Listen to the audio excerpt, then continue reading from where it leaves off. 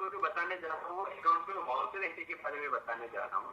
तो वाउचर में जितने भी वाउचर होते हैं वो क्या होते हैं, नॉर्मली 7 टाइप के वाउचर होते हैं, 6 to 7 टाइप के।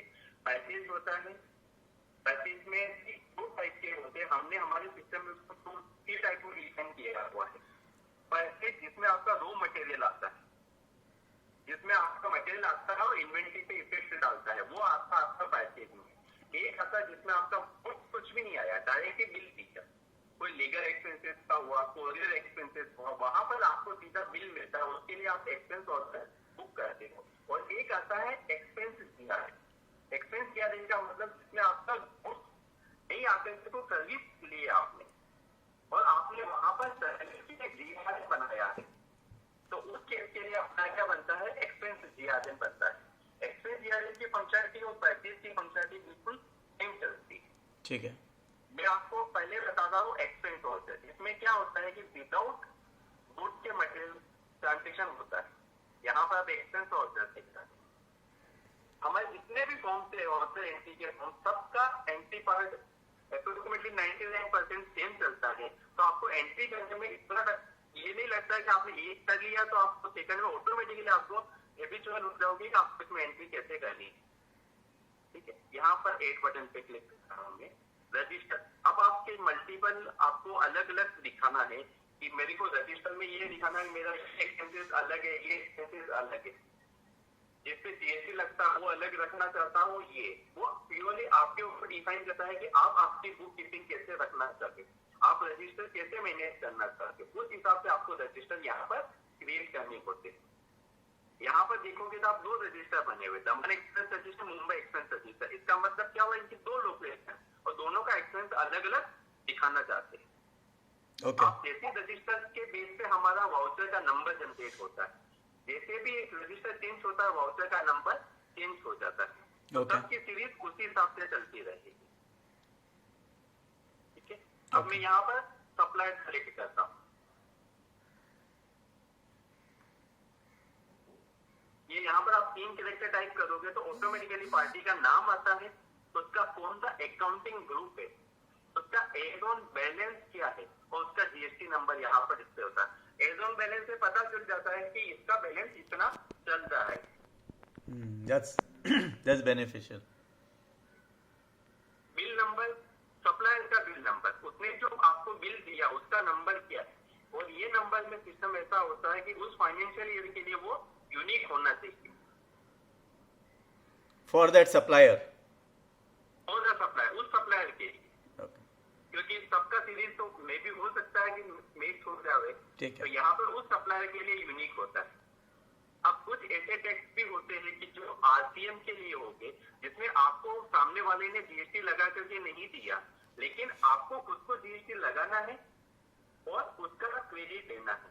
जैसे नॉर्मली होता है ट्रांसपोर्टर के केस में और सिक्योरिटी एक्सपेंसेस के केस में, आप खुद जीएसटी लगाते हो और आप क्रेडिट लेते हो, उस समय पर आपको आरसीएम एप्लीकेबल पे टिक करना होता है। ठीक है, और ये इंपोर्ट क्या है? आपने कोई सर्विस इंपोर्ट की है तो इंपोर्ट सर्विस का है, बोलिए। हाँ नहीं, वो इंपोर्ट का ही पूछ रहा था। हाँ, इंपोर्ट सर्विस, वो सर्विस इंपोर्ट भी करते हैं, तो उस केस में भी अपने को हैंडल करना होता है, तो वो इंपोर्ट पे टिक करना होता है। ओके, यहाँ पर आता है, ये आपका हो गया हेडर पार्ट, जहाँ पर अपने सप्लायर को सेलेक्ट कर दिया। ये आता है डिटेल पार्ट। डिटेल पार्ट में आपको जीएल अकाउंट सेलेक्ट करना होता है कि आप इसमें पोस्टिंग देना चाहते हो। यहाँ पर भी आपका सेम ऐसी चीज है। मैंने मास्टर के वीडियो में आपको ये भी बताया था कि आप सप्लायर के सामने डिफाइन भी कर सकते हो कि जीएल अकाउंट कौन सा बाय डिफॉल्ट आना चाहिए। अगर मैंने मास्टर में तनिष इंटरप्राइजेस के सामने जीएल अकाउंट मेल करके रखता, मैं प्रिंटिंग एंड स्टेशनरी, तो जैसे ही मैं उसको सेलेक्ट करता, ये ऑटोमेटिकली यहाँ पर अकाउंट को पॉपुलेट कर देता, बाय डिफॉल्ट सेलेक्टेड होकर के आ जाता। तो मेरा जो भी अकाउंट का यूजर है उसको ये ध्यान रखने की जरूरत नहीं है कि इस पार्टी का बिल आया तो किसमें पोस्टिंग जानी चाहिए। इससे तो एरर्स बहुत कम हो सकते हैं, यानी मास्टर में अगर मैपिंग कर हो जाती है। आपको बाद में आप जब आप बैलेंस शीट बनाते हो, कोई एमआईएस बनाते हो, तो आपको स्क्रूटनी करना होता है, तब आप देखते हो कि नहीं इसका पोस्टिंग इसमें जाना चाहिए, इसका पोस्टिंग इसमें जाना चाहिए, तो वो आपका टाइम बच जाता है। ठीक, आप पहले से ही मास्टर में मैप करके चल दिया, उसके बेस पे आता है। ओके, ये यहाँ पर स्ट्रेट अकाउंटिंग, तो ये तो उसमें भी यूजफुल है। अगर कोई नया एम्प्लॉय ज्वाइन हुआ है तो उसको स्ट्रेट अवे मालूम पड़ जाता है कि कहाँ करना है। उसको आपको नहीं ना, आप आपका मास्टर प्रॉपर मैप करके चलिए ना,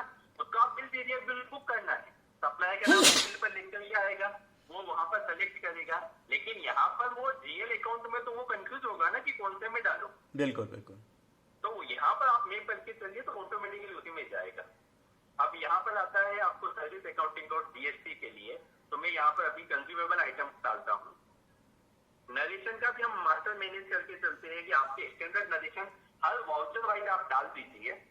वाउचर वाइज नरेशन डिफाइन होता है और वो नरेशन आप यही टाइप करोगे प्री कैरेक्टर, वो पॉपुलेट हो जाएंगे। आप उसी को मॉडिफाइड कर दीजिए।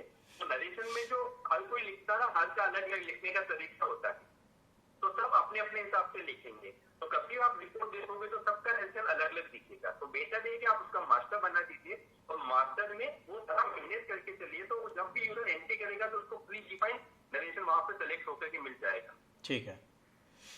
अब यहाँ पर अमाउंट, उसका बिल का अमाउंट कितना, बेसिक अमाउंट,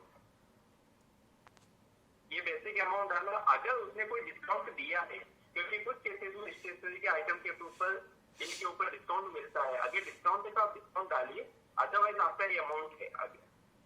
ठीक है। अब मैं यहाँ पर इसको क्रेडिट मिल रहा तो क्रेडिट अलाउड हुआ।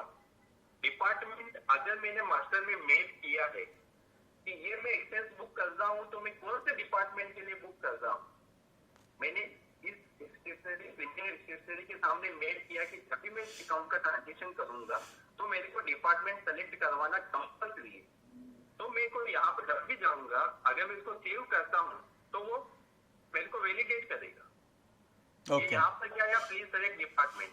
इसका मतलब मैंने मास्टर में डिफाइन किया कि जब भी मैं प्रिंटिंग या स्टेशनरी का कोई भी ट्रांजेक्शन करूंगा तो मेरे को डिपार्टमेंट कंपल्सरी सेलेक्ट करवाना ही करवाना है। तो इससे मेरे को ये हो जाएगा आपको कि प्रिंटिंग या स्टेशनरी का डिपार्टमेंट वाइज एक्सेस पता चलेगा। तो MIS और कॉस्ट सेंटर में ये बहुत यूजफुल रहेगा हमको। हाँ, आपको ये पता चलेगा ना कि पूरे साल भर में सेकेंडरी डिपार्टमेंट को कितनी स्टेशनरी अपन ने परचेज करके थी। बराबर है, तो बराबर। आपको पोस्टिंग में वो वहां पर यूजफुल आएगा। ठीक है। ये यहाँ पर मैं इसको इंसर्ट करता हूँ। अब मैंने वहां पे इंसर्ट किया, यहाँ पर देखिए आप इसका CGST UTGST ऑटोमेटिकली लग सकता है। तो यहाँ पर यूजर को कुछ भी नहीं करने की जरूरत है। आपका practical state Daman and Diu है, पार्टी का स्टेट दमन एंड दीव, तो TGST UTGST लगना था तो TGST UTGST लग करके आ गया। ओके। तो यूजर को कुछ भी करने की जरूरत नहीं है। यूजर ने क्या किया, पार्टी का अगर आप देखोगे तो यूजर को कितना कम सेलेक्ट करना पड़ा। यहाँ पर उसको सप्लायर सेलेक्ट किया, बिल डाला, एक्सपेंस डिटेल में उसने अकाउंट सेलेक्ट किया, वो भी अगर आप मास्टर में मैप करते हो तो वहां से ऑटो सेलेक्ट होकर के आ जाता है। अमाउंट डाला, सेव किया, ये चार्ज डिटेल में उसका GST लग करके आ गया। अगर सपोज करो आपका इसके ऊपर TDS डिडक्ट होता है, हाँ। उसके बिल पर आपको जो पैसा देना है वो TDS डिडक्ट कर करके देना है, तो आपको क्या करना होता है, TDS डेबिट नोट रिक्वायर्ड पे टिक करिए आप, और यहाँ पर आप TDS का सेक्शन सेलेक्ट कर लें कि आपको किसमें उसका जाना चाहिए। सपोज अभी आपको कॉन्ट्रैक्टर पे डालना है या फिर सब कॉन्ट्रैक्टर पे है, जो भी है, यहाँ पर आप जैसे ही टिक करोगे तो ऑटोमेटिकली TDS डिडक्ट करके दिखा देगा। अब यहाँ पर इसका TDS की परसेंटेज रेट कितनी है, 2%। अपना अमाउंट कितना था, बेसिक अमाउंट 12,000 रुपए, तो 12,000 रुपए का 2% 2400 आ गया। अब यहाँ पर ये भी है, ये तो आपने बिल का जितना अमाउंट था उतना रिडक्ट कर दिया। इनकेस अगर सपोज करो आपने उस पार्टी को एडवांस भी दिया था, हाँ। तो जब आपने एडवांस दिया था तब भी आपने TDS डिडक्ट किया है, तो आपको यहाँ पर हमने फ्लेक्सिबिलिटी दी है कि आप TDS के बिल अमाउंट पार्टी के बिल अमाउंट को नहीं है, TDS के बिल अमाउंट पे लिए जिसके TDS डिडक्ट होता है उसको कम ज्यादा भी कर सकते हो। अब मैं यहाँ पर 10,000 रुपए कर देता हूँ, क्योंकि सपोज मैंने 2,000 रुपए एडवांस दे दिया, तो ये TDS का अमाउंट मेरा कितना आ गया, 200 रुपीज आ गया। अभी पार्टी को मेरे को पेंडिंग अमाउंट कितना है, 13,960 रुपीज अभी उसको देना पेंडिंग है।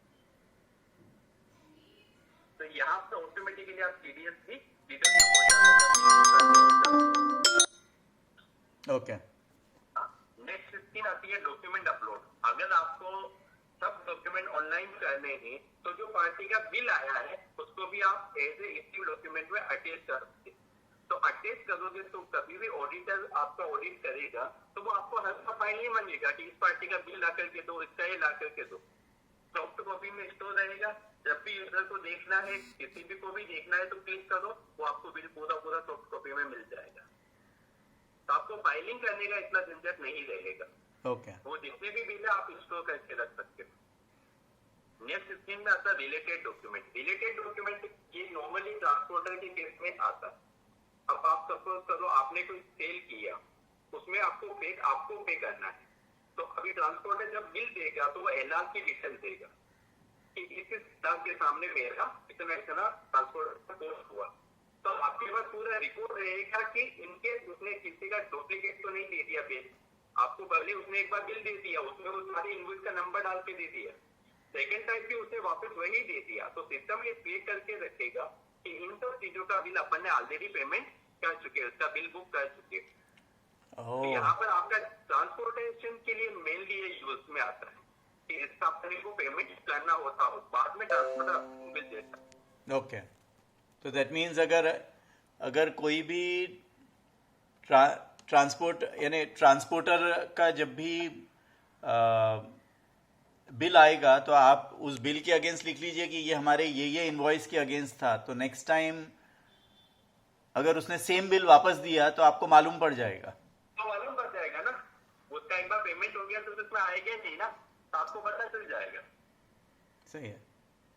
ठीक है, तो यहाँ पर इसके बाद सीधा आप सेव करिए यहाँ पर। ओके, तो ये आपका क्या हो गया कि एक्सपेंस वाउचर बुक हो गया। यहाँ पर हमने ये आपको यहाँ पर फैसिलिटी दी है कि आप रिकॉर्ड को सर्च करके move forward, move left, move forward कर सकते हैं, और यहाँ पर डायरेक्टली किसी कोड को सर्च करके यहाँ से सीधा जा सकते हैं। ठीक है, ठीक है। अब यहाँ पर एक कर दिया, आप इसका इफेक्ट में आपको ट्रायल बैलेंस में और आउटस्टैंडिंग में कैसे दिखेगा वो दोनों में आपको नेक्स्ट वीडियो में बताऊंगा। ठीक है।